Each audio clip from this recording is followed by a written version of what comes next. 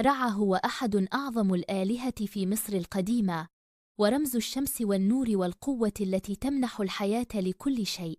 اعتقد المصريون أن رع هو الخالق الأول الذي ظهر من ظلام العالم البدائي ليضيء السماء ويبدأ دورة الحياة.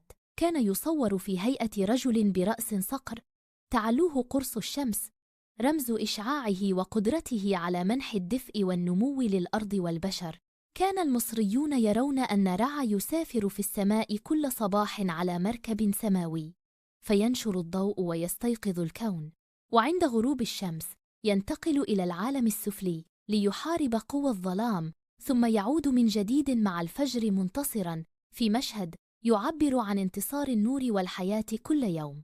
ومن هنا اكتسب رع مكانته كإله النظام والتجدد والقوة.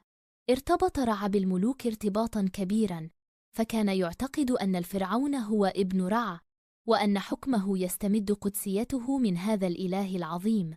لهذا انتشرت معابده في أنحاء البلاد، وبنيت له مسلات ضخمة ترمز إلى أشعة الشمس، وكان المصريون يقدمون له القرابين ويقيمون الطقوس اليومية لإرضائه وضمان استمرار ضوئه وحمايته.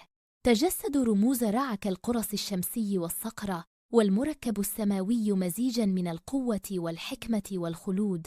ومع مرور الزمن ظل رعاً واحداً من أكثر الآلهة تأثيراً في المعتقدات المصرية، ورمزاً دائماً للنور الذي يبدد الظلام وللحياة التي تتجدد في كل صباح.